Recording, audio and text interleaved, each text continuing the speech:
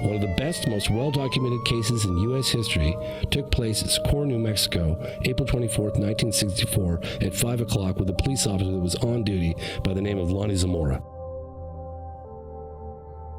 And then he sees two little figures. He said they were childlike at the base of the craft, and one of them locked eyes with him.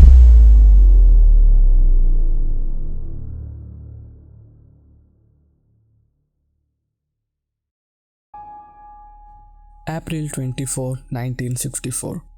It was around 5:45 p.m. in the small town of Socorro, New Mexico, when police officer Lonnie Zamora began chasing a speeding car.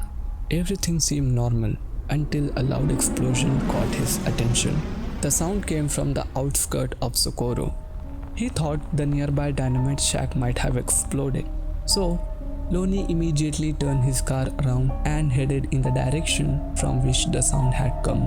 After reaching the area, he saw something that was not only strange but also became one of the most credible UFO incidents in history. He saw an egg-shaped object with a clean white metallic surface.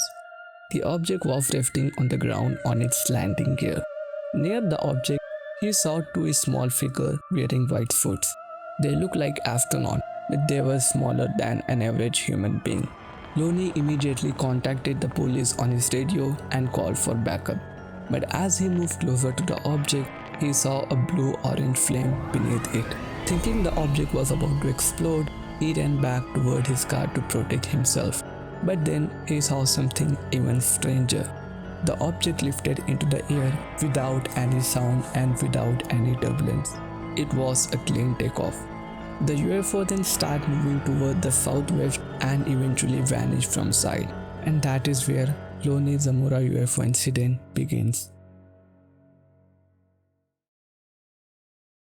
Within the next few hours, news of the UFO sighting spread across Socorro.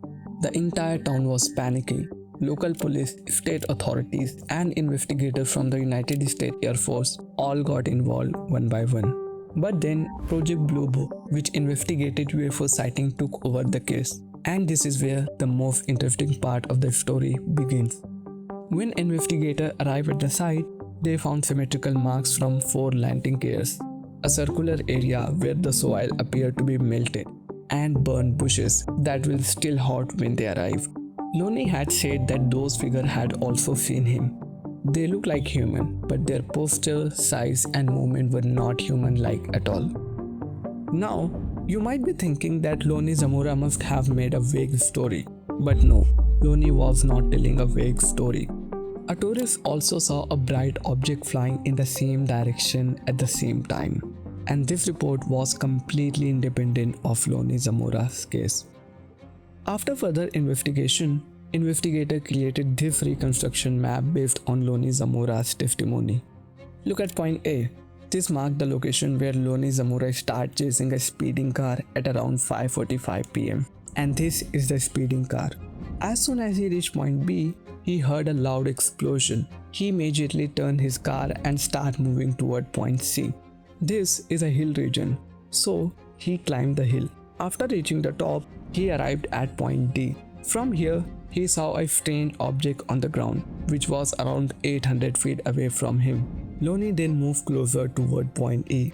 At this point, he was just 100 feet away from the object, and here, he saw a blue flame with an orange tip appear beneath it. Thinking the object was about to explode, he quickly moved toward point F. Point F marked the location from which Lonnie watched the object lift into the air, move toward the southwest, and disappear from sight. After investigating the whole case, Project Blue Book classified the Socorro incident as unidentified. But to understand how unusual this case was, we need to look at Project Blue Book's record.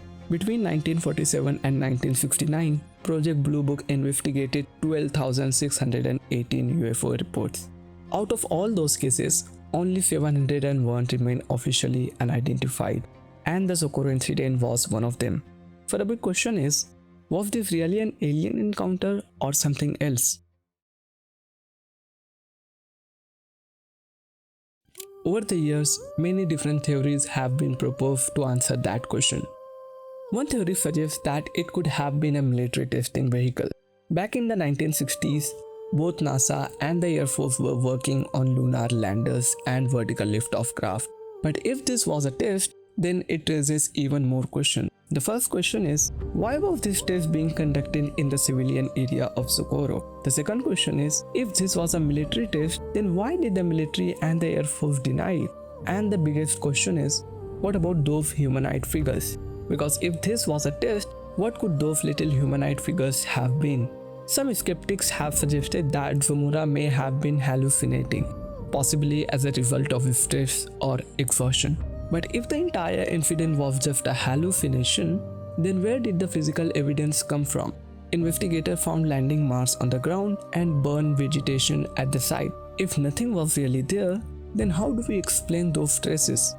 Another skeptic, Philip J. Klass, who visited Socorro several years after the incident, claimed that the entire event was part of conspiracy plot by the municipal government to increase tourism in Socorro. However, critics argued that Klass confused the cause and the effect. See, the UFO incident happened in 1964 and the tourism plan came after around 1966. If attracting tourists was the goal from the beginning, then why did the tourism plan come 2 years after the incident? This is one of the main reasons why many critics believe that tourism theory failed to fully explain the Socorro incident. There is also a psychological layer to this case.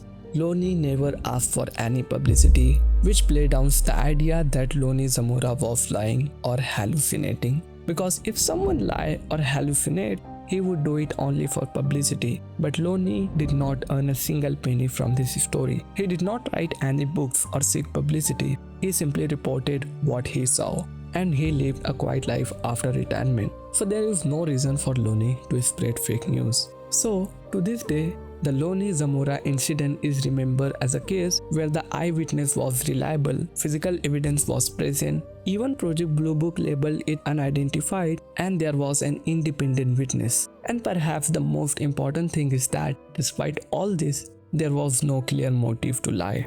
So did Lonnie Zamora really witness an alien landing, or did he become an eyewitness to a top secret military experiment? Let me know your thoughts in the comments.